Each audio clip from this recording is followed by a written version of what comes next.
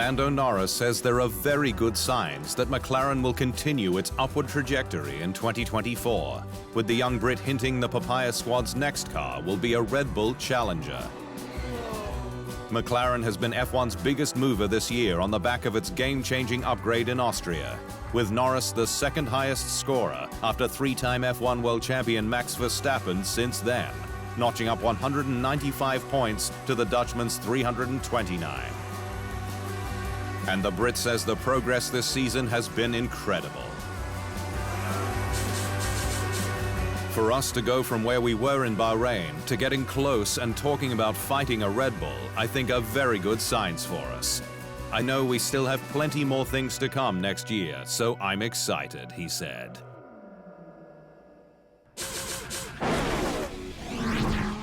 Lance Stroll has reaffirmed his commitment to remain with Aston Martin next year, pouring cold water on rumors that he was set to quit the sport.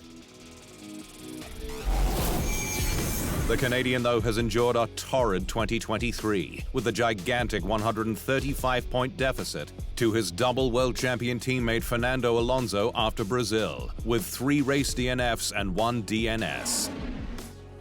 Stroll, though, is keen to race on, with the 25-year-old's F1 drive backed by his father, team owner Lawrence.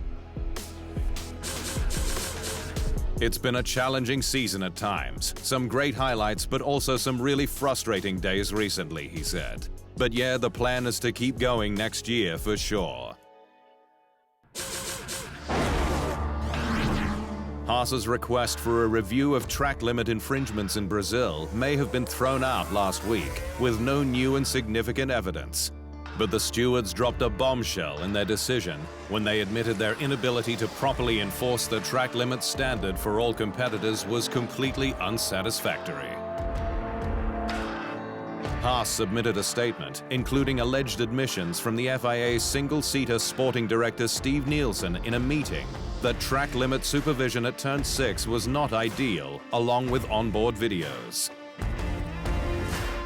But while Haas's evidence was not deemed new, the stewards admitted that a solution must be found to improve track limit policing.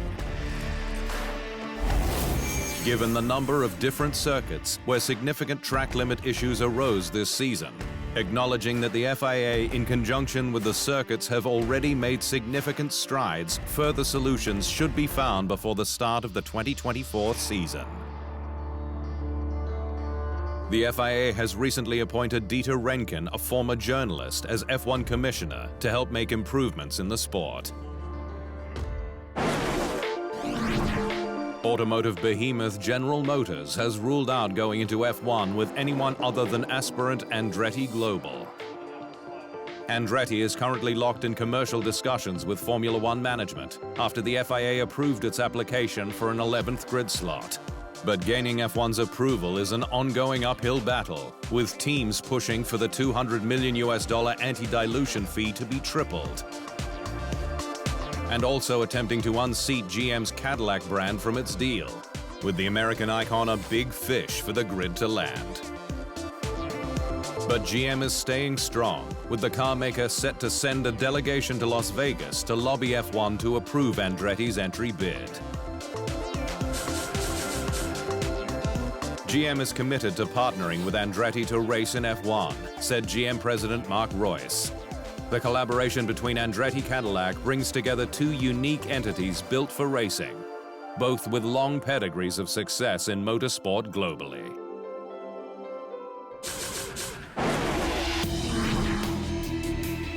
Red Bull believes that Sergio Perez will head to Las Vegas with boosted confidence on the back of his performance in Brazil, where he secured a sprint podium and 4th in the race. Checo went back to basics for Austin, having rediscovered his mojo with pre-race simulator work. But it took until Sao Paulo for luck to go his way, despite missing out on a podium by just 53,000th of a second, following a drag race with Aston Martin's Fernando Alonso. And team principal Christian Horner says that the step forward is genuine, despite a wobble at turn 2 on the final lap that allowed the 2-time F1 world champion back through. I think it was important for his confidence, Horner said.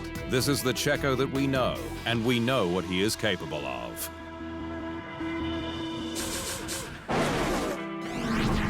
Mercedes driver George Russell won't have to worry about his power unit overheating at the next event in Las Vegas, with the engine that ended his race in Brazil closing out its life cycle and shelved. Russell retired from the Sao Paulo Grand Prix on lap 58 with his first non-score since Singapore, part of a torrid weekend for the Silver Arrows, one that saw technical director James Allison state he was knocked for 6 by the squad's lack of performance. Russell's car initially looked okay to carry on from the outside. Mercedes, though, says the data showed a very different picture. Well, we started seeing some pressures and temperatures that were quite worrying, and it got to a point where we were quite convinced it was about to fail. So in order to avoid the fire and damage other parts of the car, the logical conclusion was to retire the car. But it will be on a different power unit for the next 2, so there's no issue from that point of view. But while the temperatures skyrocketed in Sao Paulo, they're expected to plummet in Las Vegas, with the ambient likely down to just single-digit Celsius during sessions. The weather is going to play a big part in it. It's quite cold at this time of the year in Vegas, especially the sessions happening around midnight. And the tires, we have the softest selection of tires in Vegas, so that is adding an extra dimension to the problem. Pierre Gasly has opened up on his relationship with his Alpine teammate Esteban Ocon, stating it's very formal and that they're not friends, but their rivalry is put aside to deliver for the team. Gasly joined Alpine this season in a move expected to produce fireworks, but the Frenchman told F1's official podcast Beyond the Grid that he's okay with the fact his countrymen won't invite him to dinner.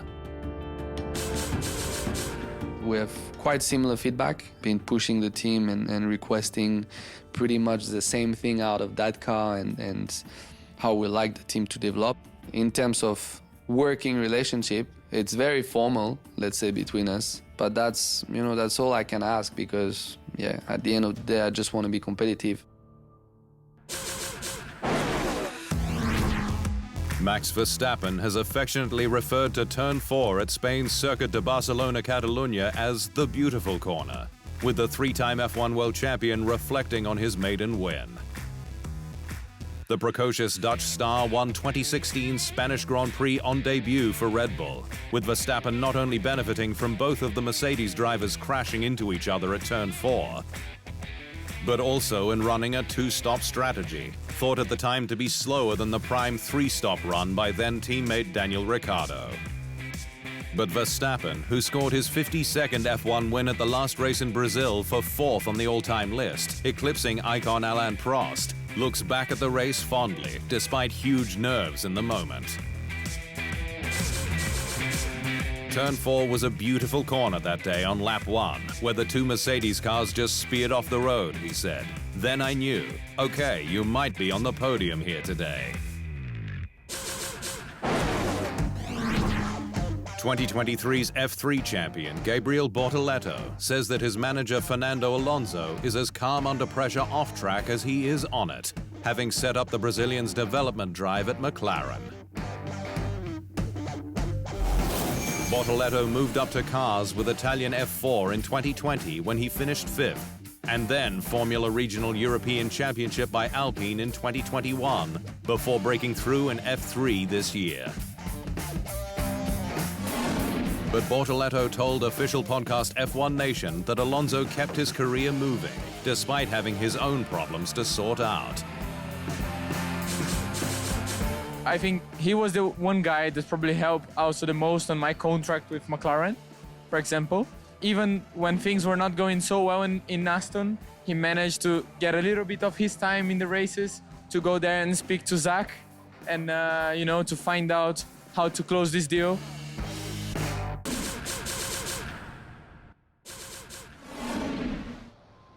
Thanks for watching. To stay up to speed on all things Formula One, make sure you hit the subscribe button.